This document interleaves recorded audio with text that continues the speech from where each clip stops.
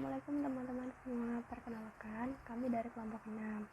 Nah, pada kesempatan kali ini di mata kuliah dari akuntansi, kami akan mempresentasikan mengenai konsep laba.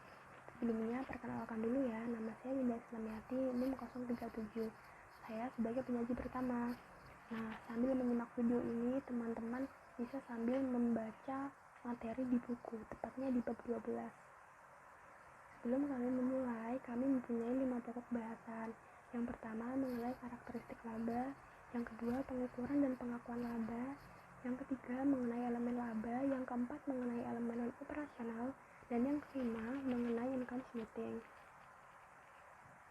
Untuk karakteristik laba ini, sebenarnya karakteristik laba itu berkaitan dengan apa sih? Nah, kaitannya dengan mengidentifikasi sifat dari laba, sehingga memungkinkan untuk menganalisis transaksi atau peristiwa yang dapat mempengaruhi laba. Karakteristik laba dapat diidentifikasi dengan cara memahami batasan pengertian laba. Pengertian laba yang dianut oleh struktur akuntansi sekarang ini adalah akuntansi yang merupakan solusi pengukuran pendapatan dan biaya. Besar kecilnya laba sebagai pengukur kenaikan aktiva sangat tergantung pada ketepatan pengukuran mengenai pendapatan dan biaya. Jadi dalam hal ini laba hanya merupakan angka artikulasi dan tidak didefinisikan tersendiri secara ekonomik seperti halnya aktiva atau hutang. Untuk selanjutnya, IAI juga memiliki pengertian tersendiri mengenai income ya teman-teman. Tetapi IAI tidak menerjemahkan income dengan istilah pendapatan, tetapi dengan istilah penghasilan. Dalam konsep dasar penyusunan dan penyajian laporan keuangan oleh IAI pada tahun 1994, IAI mengartikan income sebagai berikut. Penghasilan adalah kenaikan manfaat ekonomi selama suatu periode akuntansi dalam bentuk pemasukan atau penambahan aktiva atau penurunan kewajiban yang mengakibatkan kenaikan entitas yang tidak berasal dari kontribusi penanaman modal, terdapat di paragraf 70. Selanjutnya, dalam paragraf 74 disebutkan bahwa definisi penghasilan meliputi pendapatan atau revenue maupun keuntungan atau gain. Para pemakai laporan keuangan itu mempunyai konsep laba sendiri yang mereka anggap paling cocok untuk pengambilan keputusan mereka. Nah, menurut Fisher pada tahun 1919 dan menurut Bedford pada tahun 1965, maaf ini tipe ya teman-teman, menyatakan bahwa pada dasarnya ada 3 konsep laba yang umum dibicarakan dan digunakan dalam ekonomi. Nah, apa aja sih 3 konsep laba tersebut? Konsep laba tersebut adalah yang pertama, basic income, yang kedua, real income, dan yang ketiga, mengenai money income. Karena cara pengukuran dan pendefinisian laba seperti di atas, laba akuntansi ini sering tidak konsisten dengan pengertian laba ekonomi. Menurut Michel, dikutip dari Bedford tahun 1995, perbedaan antara laba ekonomi dan laba akuntansi disebabkan oleh perbedaan konsep yang melandasinya. Laba ekonomi dipandang sebagai tambahan kemakmuran yang ditimbulkan oleh kegiatan ekonomi, sedangkan perusahaan sebagai wadah yang akan dinikmati oleh seluruh pihak yang ada dalam unit kegiatan ekonomi tersebut. Nah, di sisi lain, akuntan mendefinisikan laba dari sudut pandang perusahaan sebagai satu kesatuan. Laba akuntansi secara operasional didefinisikan sebagai perbedaan antara pendapatan yang direalisasi dari transaksi yang terjadi selama satu periode dengan biaya yang berkaitan dengan pendapatan tersebut. Nah, untuk slide selanjutnya nanti akan dilanjutkan. Perkenalkan, nama saya Ahmad Fadil Izani, NIM 72114171104. Di sini saya akan melanjutkan penjelasan dari teman saya sebelumnya. Bisa dibuka teman-teman di slide ke-8. Nah, di situ terlihat ada 5 karakteristik laba akuntansi yang dikemukakan oleh Belkawi tahun 1993. Yang pertama ada laba akuntansi didasarkan pada transaksi aktual, terutama yang berasal dari penjualan atau barang atau jasa.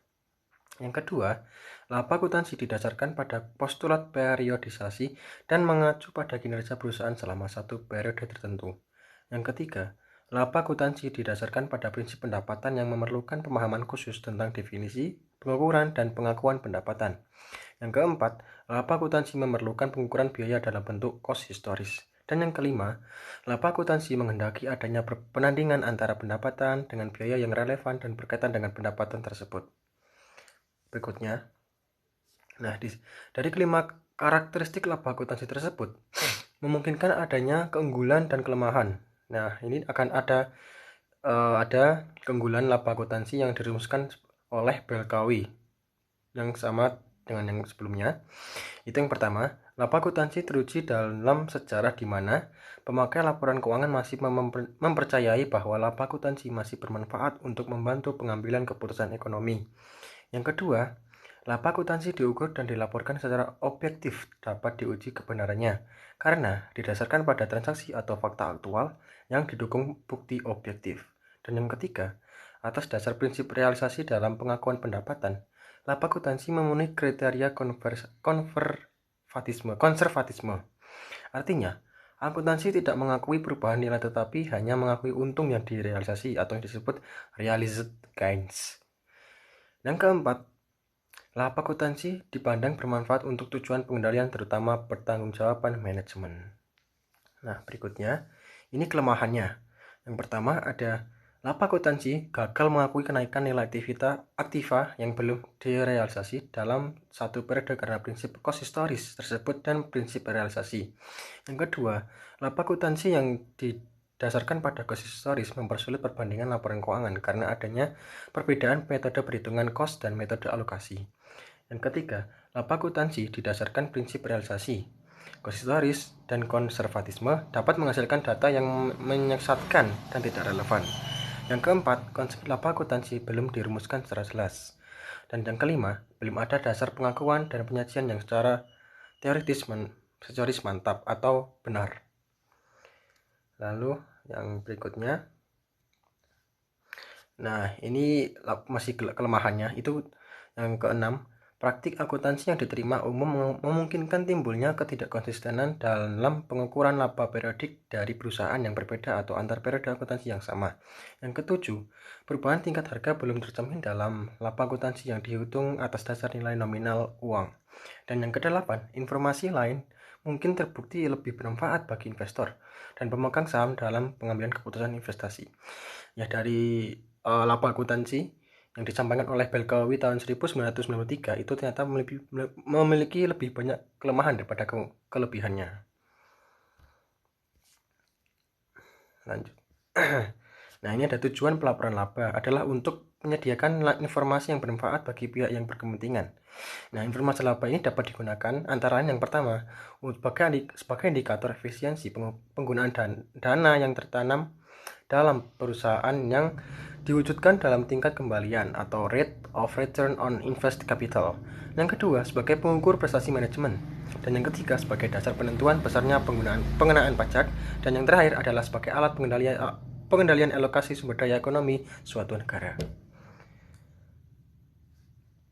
Nah, dan yang kelima, sebagai dasar kompensasi dan pembagian bonus. Dan yang keenam, sebagai alat motivasi manajemen dalam pengendalian perusahaan. Dan yang ketujuh, sebagai dasar untuk kenaikan kemakmuran. Dan yang terakhir adalah sebagai dasar pembagian dividen.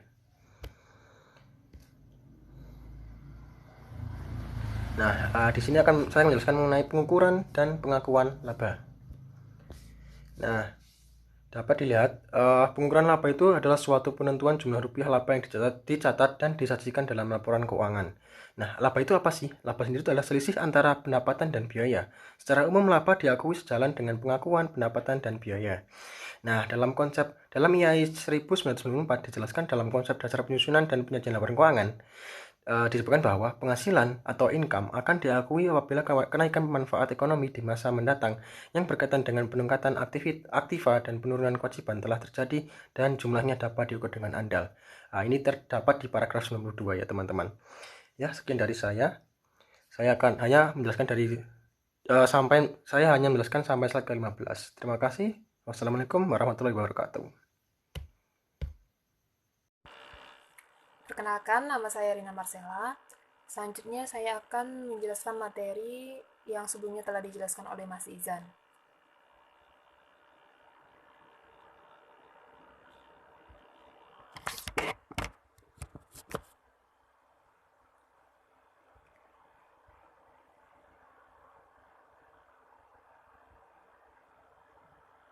Oke.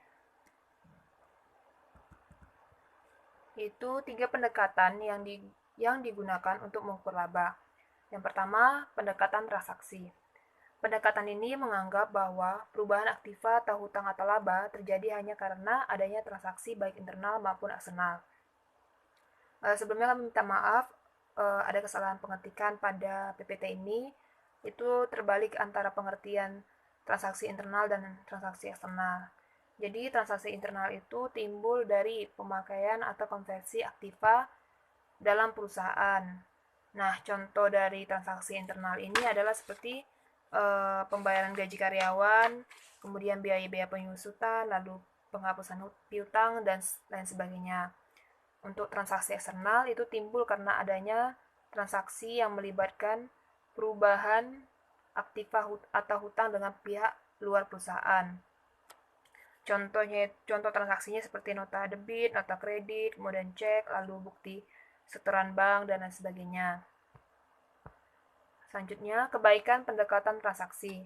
Yang pertama itu, komponen laba dapat diklasifikasikan dengan berbagai cara. Misalnya, atas dasar produk atau konsumen, seperti itu. Yang kedua itu, laba operasi dapat dipisahkan dari laba non-operasi. Jadi kita tahu kan laba operasi itu hasil dari pendapatan perusahaan dikurangi dengan beban-beban yang dipisahkan dari laba non-operasi atau laba yang di luar operasi. Contohnya itu penghasilan bunga atau pendapatan bunga.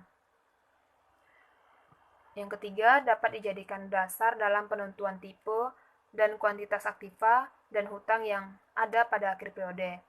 Efisiensi usaha memerlukan pencatatan transaksi eksternal untuk berbagai tujuan.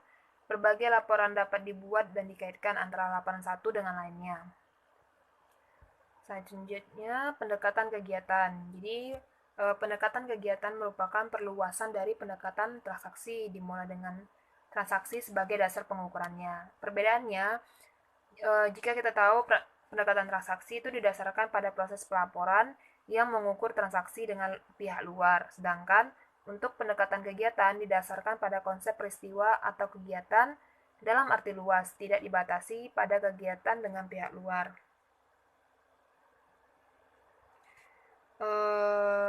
Hal inilah yang menyebabkan dua pendekatan ini didasarkan pada hubungan struktural yang sama yang tidak ada dalam dunia nyata. Kemudian, kebaikan pendekatan kegiatan. Yang pertama, laba yang berasal dari produksi dan penjualan barang memerlukan jenis evaluasi dan prediksi yang berbeda. Kemudian dibandingkan dengan laba yang berasal dari pembelian dan penjualan surat berharga yang ditunjukkan pada usaha memperoleh capital gain. Selanjutnya yang kedua, efisiensi manajemen dapat diukur dengan lebih baik bila laba diklasifikasikan menurut jenis kegiatan yang menjadi tanggung jawab dari si manajemen tersebut. Kemudian yang ketiga, memungkinkan prediksi yang lebih baik karena adanya perbedaan pola perilaku dari jenis kegiatan yang berbeda. Yang ketiga, itu pendekatan mempertahankan kemakmuran atau capital maintenance concept. Atas dasar konsep kapital sebagai tingkat kemakmuran, maka laba merupakan aliran kemakmuran yang dapat dikonsumsikan selama satu periode tanpa mengurangi tingkat kemakmuran sebelumnya. Jadi, menurut pendekatan ini, laba diukur dan diakui setelah kapital awal dapat dipertahankan. Kapital dalam artian di sini adalah kekayaan bersih, seperti itu. 3 faktor yang mengakibatkan perbedaan besarnya laba yang diperoleh. Yang pertama yaitu nilai atau unit pengukur. Nilai menunjukkan preferensi seseorang terhadap barang tertentu karena adanya manfaat yang diharapkan dari barang tersebut. Nilai dari suatu barang dan jasa dapat ditunjukkan dengan menggunakan unit pengukur, yaitu unit moneter. Jadi, unit moneter yang dapat digunakan untuk menunjukkan nilai dari suatu barang dan jasa, seperti itu. Nilai kapital dapat diukur dengan menggunakan cost historis, current cost, dan replacement cost. Yang kedua, jenis kapital. Secara umum, kapital itu dapat diartikan sebagai aktiva neto yaitu selisih antara jumlah aktiva dan jumlah hutang. Terdapat dua jenis atau pandangan mengenai kapital, yaitu yang pertama kapital finansial memusatkan perhatian pada nilai moneter dari aktiva dibandingkan nilai hutang. Artinya, jumlah rupiah modal pemilik atau pemegang saham tanpa memperhatikan bentuk atau wujud aktiva fisiknya. Kapital finansial menunjukkan kas atau setaranya yang diinvestasikan pemilik ditambah dengan laba atau earning yang diinvestasikan kembali dengan perusahaan atau laba ditahan. Jadi biasanya itu akuntansi konvensional yang pada dasarnya menggunakan konsep dari kapital finansial ini.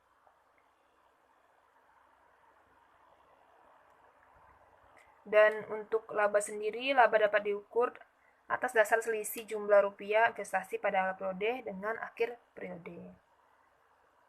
Selanjutnya itu kapital fisik memusatkan perhatian pada kemampuan atau sumber-sumber ekonomi yang dimiliki perusahaan untuk menghasilkan laba melalui kegiatan produksi barang atau jasa. Kapital fisik menunjukkan kemampuan perusahaan yang untuk mencapai target. Kapital fisik produksi pada akhir periode yang sama dengan kemampuan pada awal periode. Maka nilai atau unit pengukur yang relevan untuk kapital fisik ini adalah current cost atau replacement cost. Dan kapasitas produksi dapat berupa aktiva non moneter dimiliki perusahaan. Maksud dari aktiva non moneter ini adalah aktiva tak berwujud, contohnya seperti hak paten, hak merek dagang, hak cipta, dan hak franchise dan sebagainya. Kemudian volume produksi dan volume penjualan. Jadi sekian presentasi saya, selanjutnya akan dijelaskan oleh teman saya. Terima kasih. Ya, Assalamualaikum warahmatullahi wabarakatuh. Di sini saya akan menggantikan presentasi dari Saudari Rina. Perkenalkan, nama saya Rizky Anissa Majid, NIM 169. Nah, kita lanjut pada materi berikutnya, yaitu ada holding gain atau capital maintenance adjustment. Perbedaan utama kapital fisik dan finansial terletak pada perlakuan terhadap perusahaan, nilai aktiva dan hutang dalam penentuan laba. Nah, menurut konsep kapital finansial, perubahan nilai aktiva dan hutang merupakan bagian dari laba. Pendukung kapital finansial memiliki alasan bahwa kapital merupakan persediaan kemakmuran, sedangkan laba adalah kenaikan dalam kemakmuran. Nah, pendukung kapital ini mengatakan bahwa perubahan pada nilai aktiva pada dasarnya merupakan holding gains atau loss. Sedangkan pendukung kapital fisik mengatakan perubahan tersebut bukan bagian dari laba, tetapi dianggap sebagai penyesuaian terhadap pemeliharaan kapital yang harus ditempatkan pada ekuitas pemilik. Jumlah penyesuaian ini dianggap sebagai pengganti aktiva, atau dengan kata lain, untuk dapat mempertahankan kapital fisik, maka harus ada suatu penyesuaian agar dihasilkan jumlah yang nilainya sama dengan fasilitas fisik pada awal periode. Nah, yang selanjutnya yaitu ada pengukuran laba. Pengukuran laba ini harus memiliki suatu skala untuk memberikan arti atas angka-angka yang ada. Skala menunjukkan seberapa besar informasi yang dihasilkan oleh sejumlah angka tertentu. Nah, nilai atau unit pengukuran yang digunakan dalam akuntansi atau unit moneter melibatkan dimensi waktu. Dari itu, skala pengukuran dalam akuntansi dapat dibagi menjadi dua. Yang pertama ada skala nominal. Nah, skala nominal sendiri yaitu unit yang digunakan dalam skala pengukuran ini adalah jumlah rupiah atau nominal yang telah terjadi dan dicatat dalam akuntansi tanpa memperhatikan daya beli. Nah, skala ini digunakan dalam model akuntansi konvensional. Nah, pengukuran laba selanjutnya yaitu ada skala daya beli konstan. Nah, skala daya beli konstan. Nah, skala daya beli konstan itu unit pengukuran yang digunakan pada skala ini adalah unit moneter yang nilainya dinyatakan dalam bentuk daya beli. Untuk memperoleh nilai atas dasar daya beli konstan, unit moneter diubah dengan menggunakan indeks tertentu, misalnya indeks harga konsumen. Nah, kesulitan utama konsep ini digunakan adalah masalah pengukuran aktiva neto pada awal dan akhir periode. Namun, ada beberapa metode yang dapat digunakan untuk menilai aktiva neto, antara lain ini menurut Hendrickson 1989. Yang pertama adalah kapitalisasi aliran kas harapan.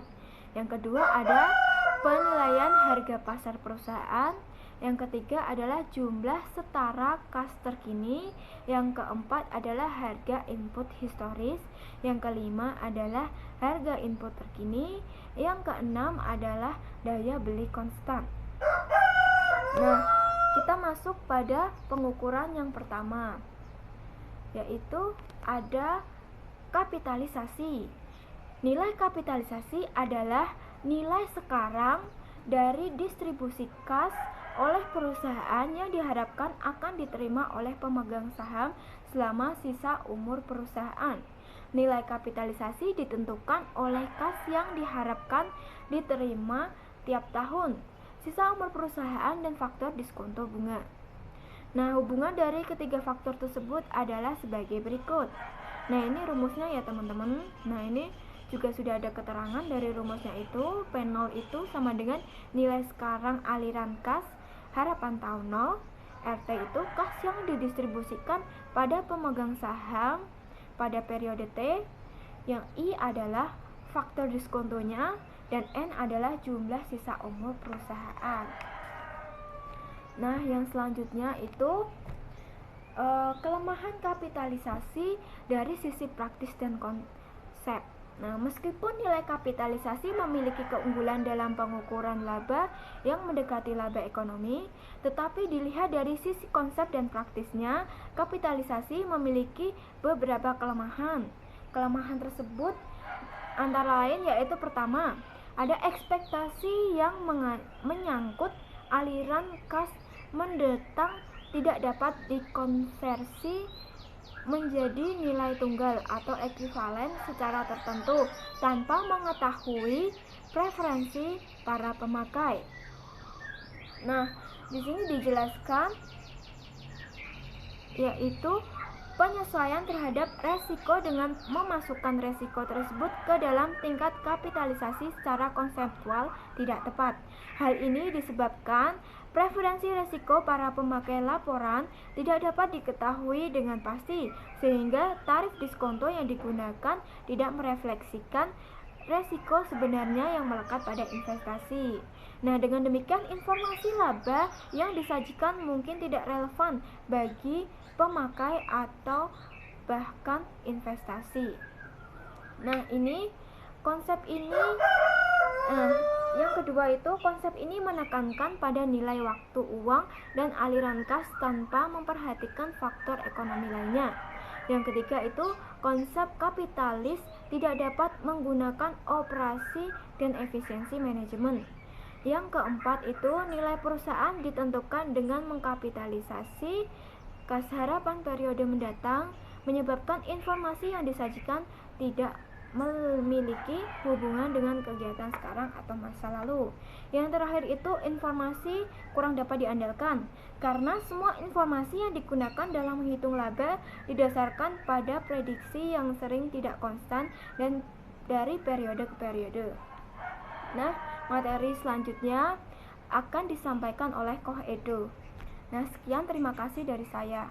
Wassalamualaikum warahmatullahi wabarakatuh.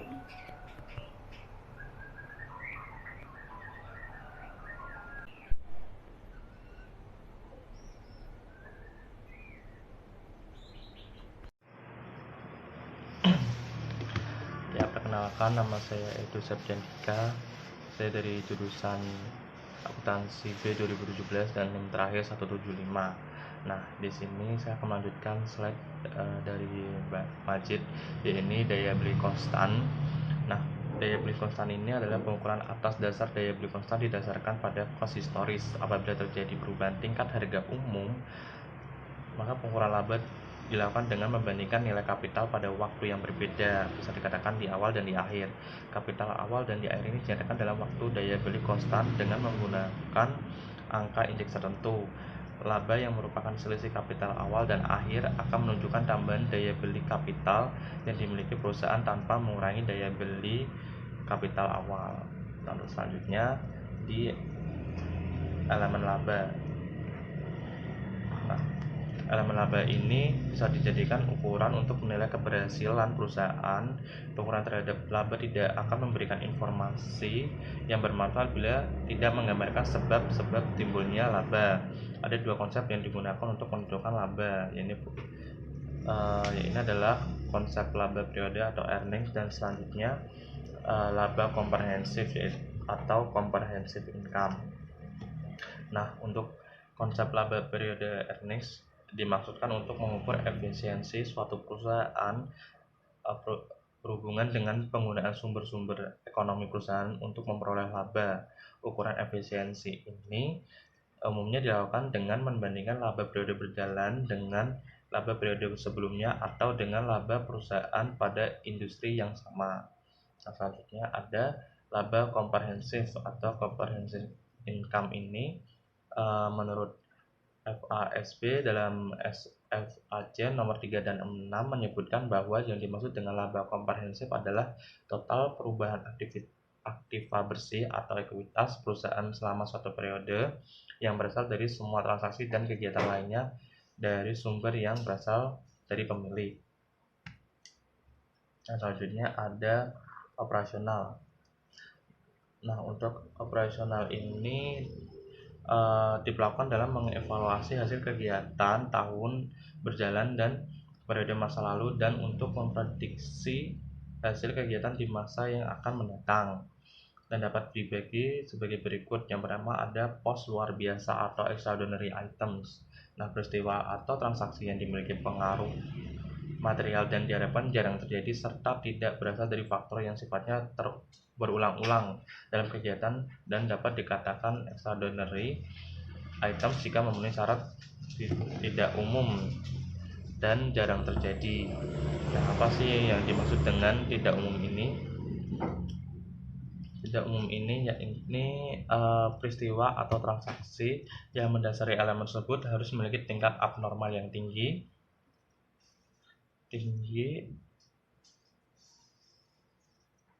dan tidak berkaitan dengan kegiatan normal perusahaan yang berlangsung dan secara terus-menerus. Nah, terus juga ada jarang terjadi. Ini yang dimaksudkan adalah peristiwa atau transaksi yang mendasari elemen tersebut merupakan tipe transaksi yang diharapkan jarang terjadi di masa yang mendatang. Terus selanjutnya ada penghentian segmen bisnis. Kegiatan operasional bisnis tersebut dihentikan atau dijual. Bila benar dihentikan, maka harus ada pengakuan untung dan rugi penghentian tersebut pada tanggal pengukuran. Nah, untuk untung atau rugi diakui jika terdapat faktor berikut: laba atau rugi kegiatan segmen mulai tanggal pengukuran sampai tanggal penghentian. Terus juga ada untung atau rugi penghentian segmen. Nah, selanjutnya ada perubahan akuntansi. Nah, yang dilakukan perubahan kemungkinan dapat mempengaruhi laporan keuangan baik tahun berjalan maupun tren yang terdapat laporan keuangan komparatif. Dan ini dapat dikelompokkan menjadi 3, yakni perubahan prinsip akuntansi, terus ada juga perubahan estimasi akuntansi, dan juga perubahan entitas pelaporan. Nah, untuk perubahan prinsip akuntansi ini yaitu perubahan yang terjadi di mana perusahaan memilih metode akuntansi yang berbeda dengan metode yang digunakan sebelumnya. Terus kalau misalkan estimasi akuntansi ini perubahan taksiran jumlah tertentu atas jumlah taksiran yang telah ditentukan oleh periode sebelumnya. Misalnya itu taksiran umur ekonomi, aktiva tetap, atau taksiran piutang tidak tertagih. Terus juga ada perubahan entitas pelaporan. Nah, itu bisa dikatakan perubahan yang berkaitan dengan status entitas pelapor sebagai akibat konsolidasi, perubahan anak perusahaan tertentu, atau perubahan jumlah perusahaan yang dikonsolidasi. Kan seperti itu. Cukup sekian dari beserta saya, selanjutnya akan dijelaskan lagi untuk ke Mbak Wulan. Terima kasih. Warahmatullahi wabarakatuh. Perkenalkan, nama saya Wulan Kusumadianingrum. Di sini saya akan menjelaskan tentang slide 40. Penyesuaian periode sebelumnya atas dasar APB Opinion nomor 9, transaksi atau peristiwa akan diklasifikasikan sebagai penyesuaian periode sebelumnya. Jika transaksi atau peristiwa tersebut memenuhi kriteria berikut ini. Yang pertama, dapat diidentifikasi secara khusus dan berkaitan langsung dengan kegiatan bisnis periode sebelumnya. Yang kedua, tidak berkaitan dengan peristiwa ekonomi yang terjadi setelah tanggal laporan keuangan periode sebelumnya. Yang ketiga, ditentukannya terutama oleh individu selain pihak manajemen. Yang keempat, tidak terpengaruh oleh estimasi yang layak sebelum penentuan tersebut dilakukan. Selanjutnya, slide 41. Menindaklanjuti pertentangan antara APB Opinion nomor 9 dengan SEC FASB mengeluarkan SFAS nomor 16 Prior Period Adjustment yang membatasi penyesuaian periode sebelumnya pada elemen berikut ini. Yang pertama, koreksi kesalahan dalam laporan keuangan periode sebelumnya. Yang kedua, penyesuaian yang berasal dari realisasi income tax benefit atas prescription operating loss carry forward dari pembelian anak perusahaan. Selanjutnya, berkaitan dengan perubahan prinsip akuntansi, penyesuaian periode sebelumnya tetap diperlukan dengan nama rekening pengaruh kumulatif perubahan prinsip akuntansi, khusus untuk kasus berikut ini. Yang pertama, perubahan metode penilaian persediaan dari LIFO ke metode lainnya. Yang kedua, perubahan metode akuntansi kontrak konstruksi jangka panjang. Yang ketiga, perubahan ke atau dari metode full cost untuk akuntansi industri minyak dan gas. Yang keempat, perubahan dari akuntansi penghentian retirement, penggantian replacement, perbaikan betterment ke akuntansi depresiasi dalam akuntansi untuk rel kereta api. Yang kelima, perubahan dari metode cost ke metode equity untuk investasi saham. Yang selanjutnya saya akan menjelaskan tentang income something.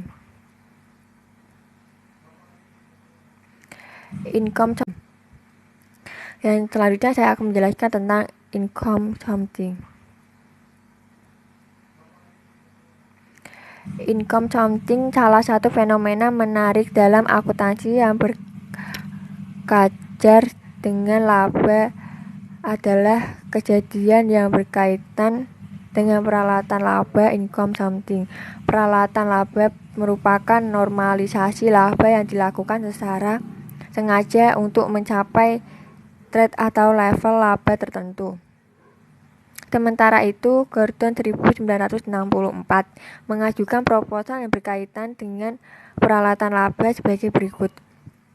Kriteria yang digunakan manajemen perusahaan dalam memulih metode akuntansi adalah untuk memaksimumkan kepuasan atau kemakmurannya.